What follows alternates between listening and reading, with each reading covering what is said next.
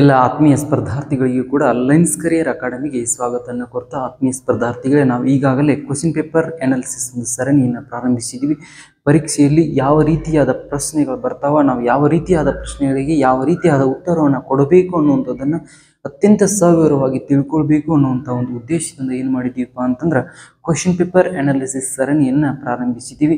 ಅದೇ question paper analysis ಸರಣಿಯ ಮುಂದಿನ ಭಾಗ ಇದಾಗಿದ್ದು, ಆತ್ಮೀಯ ಸ್ಪರ್ಧಾರ್ಥಿಗಳು, ನಾವು ಈಗಾಗಲೇ ಅನೇಕ ಪ್ರಶ್ನೆಗಳನ್ನು ಹಾಗೂ ಆ ಪ್ರಶ್ನೆಗಳ ಸುತ್ತಮುತ್ತಲಿರುವಂಥ ಮಾಹಿತಿಗಳನ್ನು ಕಲೆ ಹಾಕುವುದರ ಮೂಲಕ ತಮ್ಮ ಜ್ಞಾನ ಭಂಡಾರವನ್ನು ಹೇಗೆ ಹೆಚ್ಚಿಸ್ಕೊಳ್ಬೇಕು ಅನ್ನುವಂಥದ್ದನ್ನು ನಾವು ಸ್ಪಷ್ಟವಾಗಿ ಈಗಾಗಲೇ ಸ್ವಲ್ಪ ನಾಲೆಡ್ಜ್ ನಮಗೆ ಬಂದಿರ್ಬೋದು ಅನ್ನುವಂಥ ಒಂದು ಉದ್ದೇಶದಿಂದ ನೆಕ್ಸ್ಟ್ ಮುಂದಿನ ಈ ಕ್ವಶನ್ಸ್ಗಳನ್ನ ಯಾವ ರೀತಿಯಾಗಿ ಅನಾಲಿಸಿಸ್ ಮಾಡಬೇಕು ಅನ್ನುವಂಥದ್ದನ್ನು ಇವತ್ತಿನ ದಿನ ನಾವು ತಿಳ್ಕೊಳ್ಬೇಕು. ಕ್ವಶನನ್ನು ಅನೇಕ ಸ್ಪರ್ಧಾರ್ಥಿಗಳ ಮನಸ್ಸಿನಲ್ಲಿ ಏನಿರುತ್ತಪ್ಪ ಅಂತಂದರೆ, ಕ್ವಶನ್ಸ್ಗಳು ಇವೇ ಬರ್ತಾವ ಅನ್ನುವಂಥ ಪ್ರಶ್ನೆ ಭಾಳ ಜನರಲ್ಲಿ ಇರುತ್ತೆ. ಕ್ವಶನ್ಸ್ ಯಾವ ಕಾರಣಕ್ಕೂ ಇವೇ ಬರ್ತವೆ ಅಂತ ನಾವು ಹೇಳಲಿಕ್ಕಾಗಲ್ಲ. ಬಟ್ ಇದೇ ಏರಿಯಾದಲ್ಲಿ ಕ್ವಶನ್ ಬರ್ತವೆ, ಇದೇ ಏರಿಯಾದಲ್ಲಿ ಕ್ವಶನ್ಸ್ ಅರೈಸ್ ಆಗ್ತವೆ ಅನ್ನುವಂಥದ್ದನ್ನು ನಾವು ಸ್ಪಷ್ಟವಾಗಿ ತಮ್ಮ ಗಮನಕ್ಕೆ ತರಬೇಕು ಅನ್ನುವಂಥದ್ದು ಒಂದು ಉದ್ದೇಶ. ಕ್ವಶನ್ಸ್ ಇವೇ ಬರದೇ ಇರ್ಬೋದು. ಈ ಕ್ವಶನ್ ಪೇಪರನ್ನು ಅನಾಲಿಸಿಸ್ ಮಾಡೋದರಿಂದ ಯಾವ ಪ್ರಶ್ನೆಗೆ ಯಾವ ಉತ್ತರ ಅನ್ನುವಂಥದ್ದನ್ನು ಎಲಿಮಿನೇಟ್ ಮೂಲಕ ನಾವು ಕಂಡು ಹಿಡ್ಕೊಳ್ಬೋದು ಅನ್ನುವಂಥದ್ದನ್ನು ತಮಗೆ ಅತ್ಯಂತ ಸರಳವಾಗ್ತದೆ ಅನ್ನೋದು ತಮ್ಮ ಗಮನಕ್ಕೆ ಸ್ಪಷ್ಟವಾಗಿ ಇರಬೇಕು. ಈಗಾಗಲೇ RPF, SSC, MTS ಅನೇಕ ಪ್ರಶ್ನೆ ಪತ್ರಿಕೆ, ಅನೇಕ ಎಕ್ಸಾಮ್ಗಳು ಕೇಳಿರುವಂತಹ ಪ್ರಶ್ನೆಗಳನ್ನೇ ನಾವು ತೆಗೆದುಕೊಂಡು ಬಂದಿದ್ದೀವಿ. ಇದೇ ಏರಿಯಾದಲ್ಲಿ ಕ್ವಶನ್ಸ್ಗಳು ಅರೈಸ್ ಆಗ್ತಾವೆ ಅನ್ನೋದನ್ನು ತಾವು ಗಮನದಲ್ಲಿ ಇಟ್ಕೊಳ್ಬೇಕು ಅನ್ನೋದು ಬಹುಮುಖ್ಯವಾಗಿರುವಂಥ ವಿಷಯ. ಈಗ ನೇರವಾಗಿ ನಾವು ಪ್ರಶ್ನೆಯನ್ನು ಪ್ರಾರಂಭಿಸೋಣ. ಇಲ್ಲಿ ನೋಡಿ, ಮೊದಲನೇ ಪ್ರಶ್ನೆ ಏನೈತಪ್ಪ ಅಂತಂದ್ರೆ, ಭಾರತದ ಶಾಸನಗಳ ಪಿತಾಮಹ ಎಂದು ಯಾರನ್ನು ಕರೆಯುತ್ತಾರೆ ಅಂತೈತಿ. ಭಾರತದ ಶಾಸನಗಳ ಪಿತಾಮಹ ಎಂದು ಯಾರನ್ನು ಕರೆಯುತ್ತಾರೆ ಅನ್ನುವಂಥದ್ದನ್ನು ನಾವು ನೋಡಿದಾಗ ಇಲ್ಲಿ ಆಪ್ಷನ್ಸ್ನ ಕೊಟ್ಟಿದ್ದಾರೆ. ಚಂದ್ರಗುಪ್ತ ಮೌರ್ಯ, ಬಿಂಬಸಾರ, ಅಶೋಕ ಮತ್ತು ಬೃಹದ್ರಥ ಅಂತೇಳಿ ಇವರು ಮೌರ್ಯ ಸಾಮ್ರಾಜ್ಯದಲ್ಲಿ ಬರುವಂಥ ರಾಜರುಗಳ ಹೆಸರನ್ನೇ ಕೊಟ್ಟಿದ್ದಾರೆ. ಇದಕ್ಕೆ ಸರಿಯಾದ ಉತ್ತರ ಯಾವುದು ಅನ್ನುವಂಥ ಕ್ವಶನನ್ನು ಅವರು ಕೇಳಿದ್ದಾರೆ. ಇದಕ್ಕೆ ಸರಿಯಾದ ಉತ್ತರ ಯಾವುದಪ್ಪ ಅಂತಂದ್ರೆ, ಅಶೋಕ ಮಹಾರಾಜನನ್ನು ಭಾರತದ ಶಾಸನಗಳ ಪಿತಾಮಹ, ಫಾದರ್ ಆಫ್ ಆಲ್ ಶಾಸನಗಳಿಗೆ ಏನಂತಾರಪ್ಪ ಅಂದ್ರೆ ಭಾರತದ ಶಾಸನಗಳ ಪಿತಾಮಹ ಅಂತೇಳಿ ಕರೀತಾರೆ. ಇವನನ್ನೇ ಏಕೆ ಭಾರತದ ಶಾಸನಗಳ ಪಿತಾಮಹ ಅಂತ ಕರೀತಾರಪ್ಪ ಅಂತಂದ್ರೆ, ಮೊಟ್ಟ ಮೊದಲ ಬಾರಿಗೆ ಅನೇಕ ಶಾಸನಗಳು ದೊರಕಿದ್ದು ಯಾರ ಕಾಲದಲ್ಲಿಪ್ಪ ಅಂತಂದ್ರೆ ಅಶೋಕನ ಕಾಲದಲ್ಲಿ. ಅಶೋಕ ಮಹಾರಾಜನ ಬಗ್ಗೆ ಬಹಳ ಇಂಪಾರ್ಟೆಂಟು. ಅಶೋಕ ಮಹಾರಾಜ ಮಾಡಿರುವಂಥ ಒಂದು ಅತ್ಯಂತ ದೊಡ್ಡದಾದ ಯುದ್ಧ ಮತ್ತು ಆತನ ಬಗ್ಗೆ ಸ್ವಲ್ಪ ಮಾಹಿತಿಯನ್ನು ಕೇಳೋ ಚಾನ್ಸಸ್ ಭಾಳ ಇರುತ್ತೆ. ಅಶೋಕ ಮಹಾರಾಜನ ರಾಷ್ಟ್ರೀಯ ದೊರೆ ಅಂತಲೂ ಕೂಡ ಕರೀತಾರೆ. ಏಕೆ ಇಂಪಾರ್ಟೆಂಟ್ ಅನ್ನುವಂಥದ್ದು ನಾವು ನೆಕ್ಸ್ಟ್ ಸ್ಲೈಡಲ್ಲಿ ಅಶೋಕ ರಾಜನ ಬಗ್ಗೆ ಎಲ್ಲ ಸವಿವರವಾದ ಮಾಹಿತಿಯನ್ನು ಕೊಟ್ಟಿದ್ದೀವಿ. ಅಶೋಕ ಯಾವ ರಾಜವಂಶಕ್ಕೆ ಸಂಬಂಧಿಸಿದಾನೆ ಅಂತ ಕ್ವಶನ್ ಬಂದಾಗ ಅಶೋಕ ಮೌರ್ಯ ಸಾಮ್ರಾಜ್ಯಕ್ಕೆ ಸಂಬಂಧಿಸಿದಾನೆ ಅನ್ನುವಂಥದ್ದನ್ನು ನೋಡ್ತೀವಿ. ಅದೇ ರೀತಿಯಾಗಿ ಮೌರ್ಯ ಸಾಮ್ರಾಜ್ಯ, ಹಾಗಾದರೆ ಮೌರ್ಯ ಸಾಮ್ರಾಜ್ಯದ ಸ್ಥಾಪಕ ಯಾರು ಅನ್ನುವಂಥದ್ದನ್ನು ನೋಡಿದಾಗ ನಾವು ಆಗಲೇ ಹಿಂದಿನ ತರಗತಿಯಲ್ಲಿ ನೋಡಿದ್ದೀವಿ. ಮೌರ್ಯ ಸಾಮ್ರಾಜ್ಯ ಸ್ಥಾಪಕ ಚಂದ್ರಗುಪ್ತ ಮೌರ್ಯ ಅಂತ ಬರ್ತಾನೆ. ಚಂದ್ರಗುಪ್ತ ಮೌರ್ಯ ನಂದ ವಂಶದ ಕೊನೆಯ ದೊರೆಯಾಗಿರುವಂತಹ ಧನನಂದನನ್ನು ಸೋಲಿಸುವುದರ ಮೂಲಕ ಮೌರ್ಯ ಸಾಮ್ರಾಜ್ಯವನ್ನು ಸ್ಥಾಪನೆ ಮಾಡ್ತಾನೆ. ಅನೇಕರ ಮನಸ್ಸಿನಲ್ಲಿ ಕ್ವಶನ್ಸ್ ಬರ್ಬೋದು, ಮೌರ್ಯ ಸಾಮ್ರಾಜ್ಯಕ್ಕೆ ಮೌರ್ಯ ಎಂಬ ಹೆಸರನ್ನು ಯಾಕೆ ನೀಡಿದ ಚಂದ್ರಗುಪ್ತ ಮೌರ್ಯ ಅಂತ ನೋಡಿದಾಗ ತನ್ನ ತಾಯಿಯಾದ ಮುರಾದೇವಿಯ ನೆನಪಿಗೋಸ್ಕರ ಆ ಮೌರ್ಯ ಸಾಮ್ರಾಜ್ಯಕ್ಕೆ ಮೌರ್ಯ ಅನ್ನುವಂಥ ಹೆಸರನ್ನು ನೀಡಿದ ಅನ್ನೋದನ್ನು ನೋಡ್ತೀವಿ. ಈ ಮೌರ್ಯ ಸಾಮ್ರಾಜ್ಯವನ್ನು ಚಂದ್ರಗುಪ್ತ ಮೌರ್ಯ ನಂದ ವಂಶದ ಕೊನೆಯ ದೊರೆಯಾಗಿರುವಂಥ ಧನನಂದನನ್ನು ಸೋಲಿಸುವುದರ ಮೂಲಕ ಮೌರ್ಯ ಸಾಮ್ರಾಜ್ಯವನ್ನು ಸ್ಥಾಪನೆ ಮಾಡ್ತಾನೆ. ಈ ಸಾಮ್ರಾಜ್ಯವನ್ನು ಸ್ಥಾಪಿಸಲಿಕ್ಕೆ ಆತನಿಗೆ ಬೆನ್ನೆಲುಬು ಆಗಿ ನಿಂತಿರುವಂಥ ವ್ಯಕ್ತಿ ಯಾರಪ್ಪ ಅಂತಂದ್ರೆ ಚಾಣಕ್ಯ. ಅರ್ಥಶಾಸ್ತ್ರದ ಚಾಣಕ್ಯ ಅಂತ ಕರಿತೀವಿ ನಾವು. ವಿಷ್ಣುಗುಪ್ತ ಚಾಣಕ್ಯ ಅಂತೇಳಿ ಕರಿತೀವಿ ಅನ್ನುವಂಥದ್ದನ್ನು ನೋಡ್ತೀವಿ. ಆತ ಈ ಮೌರ್ಯ ಸಾಮ್ರಾಜ್ಯದ ಸ್ಥಾಪನೆ ಏನು ಮಾಡ್ತಾನಪ್ಪ ಅಂದ್ರೆ ಚಂದ್ರಗುಪ್ತ ಮೌರ್ಯನಿಗೆ ಏನು ಮಾಡ್ತಾನೆ, ಸಹಾಯವನ್ನು ಮಾಡ್ತಾನೆ. ಅನೇಕ ಸಪ್ತ ಸಿದ್ಧಾಂತಗಳ ಮೂಲಕ ಏನು ಮಾಡ್ತಾನಪ್ಪ ಅಂದ್ರೆ ಆರ್ಥಿಕತೆಗೆ ಸಂಬಂಧಿಸಿದಂತೆ ರಾಜ್ಯಾಡಳಿತ ಯಾವ ರೀತಿಯಾಗಿ ಇರಬೇಕು ಅನ್ನುವಂಥದ್ದನ್ನು ಏನು ಮಾಡ್ತಾನಪ್ಪ ಅಂದ್ರೆ ಚಾಣಕ್ಯ ಏನು ಮಾಡ್ತಾನಪ್ಪ ಅಂದ್ರೆ ನಿಮಗೆ ಸಲಹೆಯನ್ನು ಚಂದ್ರಗುಪ್ತನಿಗೆ ನೀಡ್ತಾನೆ ಅನ್ನೋಂಥದ್ದು ನೋಡ್ತೀವಿ. ಇನ್ನು ಚಂದ್ರಗುಪ್ತ ಮೌರ್ಯನ ಮಗನಾಗಿರುವಂಥ ಬಿಂಬಸಾರ ಅಂತ ಬರ್ತಾನೆ. ಬಿಂಬಸಾರನ ಮಗನಾಗಿರುವಂಥ ಅಶೋಕ. ಒಂದು ಪ್ರಶ್ನೆ ಪತ್ರಿಕೆಯಲ್ಲಿ ಯಾವ ಥರ ಕ್ವಶನ್ನ ಕೇಳಿದಾರಪ್ಪ ಅಂದ್ರೆ ಅಶೋಕನ ತಾತ ಯಾರು ಅಂತ ಕ್ವಶನ್ ಕೇಳಿದ್ದಾರೆ.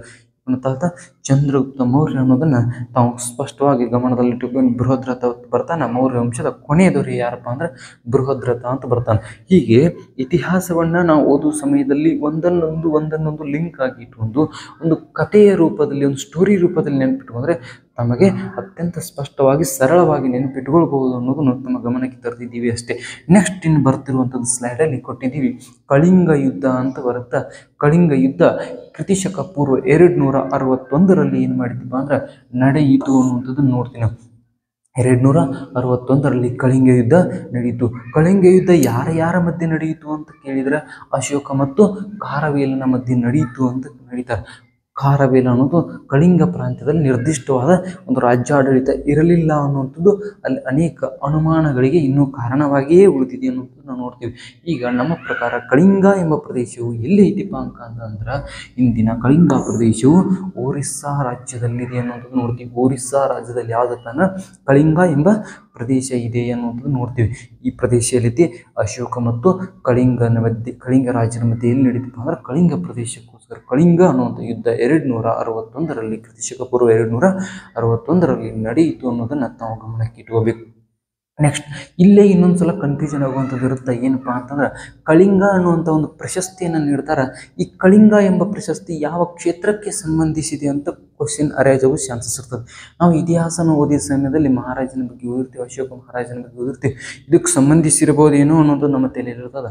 ಆದರೆ ಕಳಿಂಗ ಎಂಬ ಪ್ರಶಸ್ತಿ ಯಾವುದು ಕೊಡ್ತಾರಪ್ಪ ಅಂತಂದ್ರೆ ವಿಜ್ಞಾನ ಕ್ಷೇತ್ರಕ್ಕೆ ಸಂಬಂಧಿಸಿರುವಂಥ ನೀಡುವಂಥ ಪ್ರಶಸ್ತಿ ಯಾವುದಪ್ಪ ಅಂದ್ರೆ ಕಳಿಂಗ ಎನ್ನುವ ಪ್ರಶಸ್ತಿಯನ್ನು ಕೂಡ ಅಲ್ಲಿ ಕೊಡ್ತಾರೆ ಅನ್ನುವಂಥದ್ದನ್ನು ನೋಡ್ತೀವಿ. ಕಳಿಂಗ ಎಂಬ ಶಬ್ದ ಬಂದಾಗ ಅದರ ಸುತ್ತಮುತ್ತಲು ಯಾವ ಥರ ಕ್ವಶನ್ಸ್ ಬರ್ತಾವ ಅನ್ನೋದನ್ನು ತಾವು ಗಮನದಲ್ಲಿ ಇಟ್ಕೋಬೇಕು. ನೆಕ್ಸ್ಟ್ ನೋಡ್ರಿ, ಕಳಿಂಗ ಪ್ರದೇಶ ಎಲ್ಲಿ ಐತಿ ಅಂತ ನೋಡಿದ್ವಿ, ಒರಿಸ್ಸಾ ರಾಜ್ಯದಲ್ಲಿ. ಇವತ್ತಿನ ಒರಿಸ್ಸಾ ರಾಜ್ಯದಲ್ಲಿ ಐತಿ ಅನ್ನೋದನ್ನು ಅಶೋಕ ಮಹಾರಾಜ ಮತ್ತು ಕಳಿಂಗದ ಖಾರವೇಲನ ಮಧ್ಯೆ 261ರಲ್ಲಿ ಏನು ಮಾಡಿದಪ್ಪ ಅಂದ್ರೆ ಕಳಿಂಗ ಯುದ್ಧ ನಡೀತು. ಇದು ಐತಿಹಾಸಿಕ ಯುದ್ಧವಾಗಿದ್ದು ಈ ಯುದ್ಧದ ಬಗ್ಗೆನೇ ಯಾಕೆ ನಾವು ಇಷ್ಟೊಂದು ಗಮನವನ್ನು ಹರಿಸಬೇಕು ಅನ್ನುವಂಥದ್ದನ್ನು ನೋಡಿದಾಗ ಅಶೋಕನು ಈ ಯುದ್ಧದಲ್ಲಿ ಏನು ಮಾಡ್ತಾನಪ್ಪ ಅಂದ್ರೆ ಮನಸ್ಸನ್ನು ಪರಿವರ್ತನೆಯನ್ನು ಹೊಂದಿಕೊಂಡು ಬೌದ್ಧ ಧರ್ಮವನ್ನು ಸ್ವೀಕರಿಸ್ತಾನೆ ಅನ್ನುವಂಥದ್ದನ್ನು ನೋಡ್ತೀವಿ. ಅಶೋಕ ಮನಸ್ಸನ್ನು ಪರಿವರ್ತನೆಯನ್ನು ಹೊಂದಿರ್ತಾನೆ. ಆ ನಂತರ ಏನು ಮಾಡ್ತಾನಪ್ಪ ಅಂದ್ರೆ ಒಬ್ಬ ರಾಜರ ವೇಷದಲ್ಲಿರುವಂಥ ಸನ್ಯಾಸಿಯಾಗಿ ಅಶೋಕ ಈ ಯುದ್ಧದ ನಂತರ ಬದಲಾಗ್ತಾನೆ ಅನ್ನುವಂಥದ್ದನ್ನು ನೋಡ್ತೀವಿ. ಅದಕ್ಕೋಸ್ಕರ ಕಳಿಂಗ ಯುದ್ಧವು ಏನು ಮಾಡಿದಪ್ಪ ಅಂದ್ರೆ ಅಶೋಕನ ಮನಸ್ಸನ್ನೇ ಪರಿವರ್ತನೆ ಮಾಡಿರುವಂಥ ಯುದ್ಧದಲ್ಲಿ ಗೆದ್ದರೂ ಕೂಡ ಮಾನಸಿಕವಾಗಿ ಗೆದ್ದರೂ ಕೂಡ ಆತ ಏನು ಮಾಡ್ತಾನಪ್ಪ ಅಂತಂದ್ರೆ ಮಾನಸಿಕವಾಗಿ ಗೆದ್ದರೂ ಕೂಡ ಸನ್ಯಾಸಿ ರೂಪವನ್ನು ತಾಳ್ತಾನೆ. ಆ ನಂತರ ನಾನು ಹಿಂಸೆಯನ್ನು ಇನ್ನು ಮುಂದೆ ಮಾಡುವುದಿಲ್ಲ, ಯಾವುದೇ ಯುದ್ಧವನ್ನು ಮಾಡುವುದಿಲ್ಲ ಅನ್ನೋದ ಅದೇ ರಣರಂಗಭೂಮಿಯಲ್ಲಿ ಕಳಿಂಗ ರಣರಂಗಭೂಮಿಯಲ್ಲಿ ಪ್ರತಿಜ್ಞೆಯನ್ನು ಮಾಡ್ತಾನೆ. ಅದಕ್ಕೋಸ್ಕರ ಈ ಯುದ್ಧ ಭಾಳ ಇಂಪಾರ್ಟೆಂಟ್, ಎಲ್ಲಿ ಬರ್ತದೆ ಅನ್ನೋಂಥದ್ದನ್ನು ಕೂಡ ಭಾಳ ಇಂಪಾರ್ಟೆಂಟ್ ಆಗ್ತದೆ. ನೆಕ್ಸ್ಟ್ ನೋಡ್ರಿ, ಅಶೋಕ ಮಹಾರಾಜನಿಗೆ ಏನು ಬಿರುದಿತ್ತಪ್ಪ ಅಂದ್ರೆ ದೇವನಾಂ ಪ್ರಿಯದರ್ಶಿ ಅಶೋಕ ಅಂತೇಳಿ ಕರೀತಿದ್ದರು. ಎಲ್ಲ ಶಾಸನಗಳಲ್ಲಿಯೂ ಕೂಡ ಅಶೋಕನ ಹೆಸರು ಸ್ಪಷ್ಟವಾಗಿ ಉಲ್ಲೇಖ ಇಲ್ಲ. ಎಲ್ಲ ಶಾಸನಗಳಲ್ಲಿಯೂ ಎಲ್ಲ ಶಾಸನಗಳಲ್ಲಿಯೂ ಏನಂತ ಉಲ್ಲೇಖ ಐತಿಪ್ಪ ಅಂದ್ರೆ ದೇವನಾಂ ಪ್ರಿಯ ಅಂತಷ್ಟೇ ಐತಿ. ದೇವನಾಂ ಪ್ರಿಯದರ್ಶಿ ಇಷ್ಟ ಐತಿ. ಆದ್ರೆ ರಾಯಚೂರು ಜಿಲ್ಲೆಯ ಮಸ್ಕಿ ಶಾಸನದಲ್ಲಿ ಮಾತ್ರ ಏನು ಉಲ್ಲೇಖ ಐತಿಪ್ಪ ಅಂದ್ರೆ ದೇವನಾಂ ಪ್ರಿಯದರ್ಶಿ ರಾಜ ಅಶೋಕ ಎಂದು ಉಲ್ಲೇಖ ಐತಿ. ಇದು ರಾಯಚೂರು ಜಿಲ್ಲೆಯ ಮಸ್ಕಿ ಶಾಸನದಲ್ಲಿ ಮಾತ್ರ ಇದೆ. ಅದಕ್ಕೋಸ್ಕರ ರಾಯಚೂರು ಜಿಲ್ಲೆಯಲ್ಲಿ ದೊರಕಿರುವಂಥ ಅಶೋಕನ ಮಸ್ಕಿ ಶಾಸನ ಐತೆ ಭಾಳ ಇಂಪಾರ್ಟೆಂಟ. ರಾಯಚೂರು ಜಿಲ್ಲೆಯಲ್ಲಿ ಮಸ್ಕಿ ಶಾಸನ ಇದು ಇಂಪಾರ್ಟೆಂಟ್, ಅನೇಕ ಪ್ರಶ್ನೆ ಪತ್ರಿಕೆಯಲ್ಲಿ ಕೇಳಿದಾನ ಅನ್ನುವಂಥದ್ದು ನೋಡ್ತೀವಿ. ರಾಯಚೂರು ಜಿಲ್ಲೆಯ ಮಸ್ಕಿ ಶಾಸನದಲ್ಲಿ ಅಶೋಕನ ಪೂರ್ಣ ಹೆಸರು ಅಲ್ಲೇನು ಮಾಡೈತಿಪ್ಪ ಅಂದ್ರೆ ಉಲ್ಲೇಖ ಆಗೈತಿ. ದೇವನಾಂ ಪ್ರಿಯದರ್ಶಿ ಇದು ಯಾರ ಬಿರುದಾಗಿತ್ತು ಅಂತಲೂ ಕೂಡ ಕೇಳೋ ಚಾನ್ಸಸ್ ಇರ್ಬೋದು. ದೇವನಾಂ ಪ್ರಿಯದರ್ಶಿ ಯಾರ ಬಿರುದಾಗಿತ್ತು ಅಂತ ಕೇಳ್ಬೋದು. ಅಶೋಕ ಮಹಾರಾಜನ ಬಿರುದಾಗಿತ್ತು ಅನ್ನೋಂಥದ್ದು ನೋಡ್ತೀವಿ. ಇನ್ನು ಪ್ರಿಯದರ್ಶಿನಿ ಅಂತೇಳಿ ಯಾರ್ದು ಇತ್ತಪ್ಪ ಅಂದ್ರೆ ಯಾರಿಗೆ ಪ್ರೀತಿಯಿಂದ ಯಾರಿಗೆ ಕೇಳ್ತಿದ್ದಪ್ಪ ಅಂದ್ರೆ ಜವಾಹರ್ಲಾಲ್ ನೆಹರೂರು ತನ್ನ ಮಗಳಾಗಿರುವಂಥ ಇಂದಿರಾ ಗಾಂಧಿಯವರಿಗೆ ಪ್ರಿಯದರ್ಶಿನಿ ಅಂತೇಳಿ ಕರೀತಿದ್ದರು. ಅಲ್ಲಿ ಅದು ಬೇರೆ, ಇಲ್ಲಿ ದೇವನಾಂ ಪ್ರಿಯದರ್ಶಿ ಅಶೋಕ, ಇದು ಅಶೋಕನಿಗಿದ್ದು. ಪ್ರಿಯದರ್ಶಿನಿ ಅಂತಂದ್ರೆ ಇಂದಿರಾ ಗಾಂಧಿಯವರಿಗೆ ಜವಾಹರ್ಲಾಲ್ ನೆಹರು ಅವರು ಕರೀತಿರುವಂಥ ಒಂದು ಪ್ರೀತಿಯ ಹೆಸರಾಗಿತ್ತು ಅನ್ನೋದು ನೋಡ್ತೀವಿ. ನೆಕ್ಸ್ಟ್ ಬರುವಂಥದ್ದು ಯಾವುದಪ್ಪ ಅಂದ್ರೆ 1831. ಹಂಗಾರೆ ಅಶೋಕನ ಶಾಸನಗಳೆಲ್ಲವೂ ಎಲ್ಲಿದ್ದಾವಪ್ಪ ಅಂದ್ರೆ ಬ್ರಾಹ್ಮಿ ಲಿಪಿಯಲ್ಲಿದ್ದಾವ. ಈ ಬ್ರಾಹ್ಮಿ ಲಿಪಿಯಲ್ಲಿರುವಂಥ ಅಶೋಕನ ಶಾಸನಗಳನ್ನು ಅರ್ಥ ಮಾಡಿಸ್ಲಿಕ್ಕೆ ನಮಗೆ ಬ್ರಾಹ್ಮಿ ಲಿಪಿ ಮೂಲವಾಗಿ ನಮಗೆ ಮನಗಾಣದೇ ಇರುವ ಕಾರಣದಿಂದ ಬ್ರಾಹ್ಮಿ ಲಿಪಿಯನ್ನು ಏನು ಮಾಡ್ತಾರಪ್ಪ ಅಂದ್ರೆ ಜೇಮ್ಸ್ ಪ್ರಿನ್ಸೆಪ್ ಅನ್ನುವಂಥ ಒಬ್ಬ ಅರ್ಥಶಾಸ್ತ್ರಜ್ಞ, ಜೇಮ್ಸ್ ಪ್ರಿನ್ಸೆಪ್ ಅನ್ನುವಂಥ ಒಬ್ಬ ವ್ಯಕ್ತಿ ಇತಿಹಾಸ ತಜ್ಞ ಏನು ಮಾಡ್ತಾನಪ್ಪ ಅಂದ್ರೆ ಬ್ರಾಹ್ಮಿ ಲಿಪಿಯನ್ನು ಮೊದಲ ಬಾರಿಗೆ ಸಂಶೋಧಿಸಿ ಅದನ್ನು ಓದುತ್ತಾನ. ಅದಕ್ಕಾಗಿ ಬ್ರಾಹ್ಮಿ ಲಿಪಿಯನ್ನು ಓದಿದವರು ಯಾರಪ್ಪ ಅಂದ್ರೆ ಜೇಮ್ಸ್ ಪ್ರಿನ್ಸೆಪ್ ಅವರು ಅದನ್ನು ಸಂಶೋಧನೆಯನ್ನು ಮಾಡ್ತಾರೆ. ಅಶೋಕ ಮಹಾರಾಜನ ಎಲ್ಲ ಲಿಪಿಗಳು ಕೂಡ ಎಲ್ಲಿದ್ದಾವಪ್ಪ ಅಂದ್ರೆ ಬ್ರಾಹ್ಮಿ ಲಿಪಿಯಲ್ಲಿದ್ದಾವ. ಆ ಕಾರಣಕ್ಕೋಸ್ಕರ ಜೇಮ್ಸ್ ಪ್ರಿನ್ಸೆಪ್ ಅನ್ನುವಂಥ ಇತಿಹಾಸ ತಜ್ಞ ಏನು ಮಾಡ್ತಾನಪ್ಪ ಅಂದ್ರೆ ಬ್ರಾಹ್ಮಿ ಲಿಪಿಯನ್ನು ಸಂಶೋಧನೆ ಮಾಡ್ತಾನೆ ಅನ್ನೋಂಥದ್ದನ್ನು ನೋಡ್ತೀವಿ. ನೆಕ್ಸ್ಟ್ ನೋಡ್ರಿ, ಸಾರಾನಾಥದ ಕಂಬವೊಂದರಲ್ಲಿರುವ ಚಿಹ್ನೆಯನ್ನು ಇಂದು ನಾವು ಏನು ಮಾಡಿದ್ದೀವಪ್ಪ ಅಂತಂದ್ರೆ ರಾಷ್ಟ್ರೀಯ ಲಾಂಛನವಾಗಿ ಬಳಸಿಕೊಂಡಿದ್ದೇವೆ. ಇದು ಭಾಳ ಇಂಪಾರ್ಟೆಂಟ್ರೆ. ಇವತ್ತು ನಾವು ರಾಷ್ಟ್ರೀಯ ಲಾಂಛನ 4 ಮುಖದ ಸಿಂಹ ಅಂತ ಹೇಳ್ತೀವಿ. ನಾವು ರಾಷ್ಟ್ರೀಯ ಲಾಂಛನದಲ್ಲಿ ಇವತ್ತು ನೋಡ್ಬೋದು, ಇಲ್ಲಿ ರಾಷ್ಟ್ರೀಯ ಲಾಂಛನದಲ್ಲಿ 4 ಮುಖದ ಸಿಂಹ ಐತಿ. ಈ ಸಿಂಹವನ್ನು ನಾವು ಎಲ್ಲಿಂದ ಉಡುಗೊರೆಯಾಗಿ ಪಡ್ಕೊಂಡಿದ್ದೀವಿ ಅಂತಂದ್ರೆ ಸಾರಾನಾಥದ ಜಂಕೇವನದಲ್ಲಿ ಸಾರಾನಾಥದಲ್ಲಿರುವಂಥ ಒಂದು ಕಂಬದಲ್ಲಿ ಇರುವಂಥ ಒಂದು ಚಿಹ್ನೆಯನ್ನು ನಾವು ಇವತ್ತು ರಾಷ್ಟ್ರೀಯ ಲಾಂಛನವಾಗಿ ಪಡೆದುಕೊಂಡಿದ್ದೇವೆ ಅನ್ನುವಂಥದ್ದನ್ನು ನಾವು ನೋಡ್ತೀವಿ. 4 ಮುಖದ ಸಿಂಹ, 3 ಮುಖಗಳು ಮಾತ್ರ ನಮಗೆ ಸ್ಪಷ್ಟವಾಗಿ ಕಾಣಿಸ್ತವೆ. ಇನ್ನೊಂದು ಮುಖ ಎಲ್ಲೈತಿಪ್ಪ ಅಂತಂದ್ರೆ ಹಿಂದ್ಗಡೆ ಇದೆ. ಸಿಂಹದ 3 ಮುಖಗಳು ಮಾತ್ರ ನಮಗೆ ಕಾಣಿಸ್ತವೆ, ಇನ್ನೊಂದು ಮುಖ ಹಿಂದ್ಗಡೆ ಇರ್ತದ ಅನ್ನುವಂಥದ್ದನ್ನು ನಾವು ಸ್ಪಷ್ಟವಾಗಿ ಕೇಳ್ಬೋದು. ಇಲ್ಲಿ ಒಂದು ಕ್ವಶನ್ ಪೇಪರಲ್ಲಿ ಯಾವ ಥರ ಕ್ವಶನ್ ಅರೇಂಜ್ ಆಗಿದೆ ಅಂದರೆ, ಇದು ಏನೈತಲ್ಲ ರಾಷ್ಟ್ರೀಯ ಲಾಂಛನದಲ್ಲಿ ಯಾವ ಪ್ರಾಣಿ ಕಂಡು ಬರುವುದಿಲ್ಲ ಅಂತ ಕ್ವಶನ್ ಕೊಟ್ಟಿದ್ದಾನೆ. ಮೊದಲನೇ ಆಪ್ಷನ್ ಏನು ಕೊಟ್ಟಿದ್ದಾನೆ? ಸಿಂಹ ಅಂತ ಕೊಟ್ಟಿದ್ದಾನೆ. 2ನೇ ಆಪ್ಷನ್ ಏನು ಕೊಟ್ಟಿದ್ದಾನೆ? ಹುಲಿ ಅಂತ ಕೊಟ್ಟಿದ್ದಾನೆ. 3ನೇ ಆಪ್ಷನ್ ಆಕಳು ಅಂತ ಕೊಟ್ಟಿದ್ದಾನೆ. 4ನೇ ಆಪ್ಷನ್ ಏನಪ್ಪ ಅಂದ್ರೆ ಕುದುರೆ ಅಂತ ಕೊಟ್ಟಿದ್ದಾನೆ. ಈ ಥರ ಕ್ವಶನನ್ನು ಕೇಳಿದ್ದಾನೆ. ಇಲ್ಲಿ ಈ ರಾಷ್ಟ್ರೀಯ ಲಾಂಛನದಲ್ಲಿ ಏನೈತಪ್ಪ ಅಂದ್ರೆ ಯಾವ ಪ್ರಾಣಿ ಕಂಡು ಬರುವುದಿಲ್ಲಪ್ಪ ಅಂದ್ರೆ ಹುಲಿ ಕಂಡು ಬರುವುದಿಲ್ಲ ಅನ್ನೋಂಥದ್ದನ್ನು ನೋಡ್ತೀವಿ ನಾವು. ಸಿಂಹ ಕಂಡು ಬರ್ತದ, ಹುಲಿ ಕಂಡು ಬರುವುದಿಲ್ಲ. ಏನಪ್ಪ ಅಂದ್ರೆ ಇನ್ನು ಗೂಳಿ ಕಂಡು ಬರ್ತದ, ಕುದುರೆ ಕಂಡು ಬರ್ತದ, ಇದು ಅಶೋಕ ಚಕ್ರ ಕಂಡು ಬರ್ತದ. ಈ ಥರ ಆನೆ ಚಿತ್ರ, ಕುದುರೆ ಚಿತ್ರ ಈ ಥರ ಕಂಡು ಬರ್ತದೆ. ಕೆಳಗಡೆ ಒಂದು 2-3 ಚಿತ್ರಗಳು ಕಂಡು ಬರ್ತಾವೆ. ಆದ್ರೆ ಯಾವ ಚಿತ್ರ ಇಲ್ಲಿ ಕಂಡು ಬರೋದಿಲ್ಲಪ್ಪ ಅಂದ್ರೆ ನಮ್ಮ ರಾಷ್ಟ್ರೀಯ ಪ್ರಾಣಿ ಹುಲಿ. ಆದರೆ ಹುಲಿಯ ಚಿತ್ರನ ಇದೇನಪ್ಪ ಅಂದ್ರೆ ರಾಷ್ಟ್ರೀಯ ಲಾಂಛನದಲ್ಲಿ ಕಂಡು ಬರುವುದಿಲ್ಲ ಅನ್ನೋದು ನೋಡ್ತೀವಿ ನಾವು. ರಾಷ್ಟ್ರೀಯ ಲಾಂಛನವನ್ನು ಎಲ್ಲಿಂದ ಎರವಲಾಗಿ ಪಡ್ಕೊಂಡಿದ್ದೀವಿಪ್ಪ ಅಂತಂದ್ರೆ ಅಶೋಕನ ಸಾರಾನಾಥದ ಕಂಬದಲ್ಲಿರುವಂಥ ಚಿಹ್ನೆಯನ್ನು, ಮೇಲ್ಗಡೆ ಇರುವಂಥ ಒಂದು ಚಿಹ್ನೆಯನ್ನು ಇಂದು ನಾವು ರಾಷ್ಟ್ರೀಯ ಲಾಂಛನವನ್ನಾಗಿ ಪಡ್ಕೊಂಡಿದ್ದೀವಿ ಅನ್ನೋಂಥದ್ದನ್ನು ನಾವು ಸ್ಪಷ್ಟವಾಗಿ ನೋಡ್ಕೋಬೇಕು. ಎಲ್ಲಿ ಯಾವ ಥರ ಇದ್ರ ಕೆಳಗಡೆ ಸತ್ಯಮೇವ ಜಯತೆ ಅಂತ ವಾಕ್ಯವನ್ನು ಬರೆದಿದ್ದಾರೆ ಅನ್ನುವಂಥದ್ದನ್ನು ನಾವು ನೋಡ್ತೀವಿ.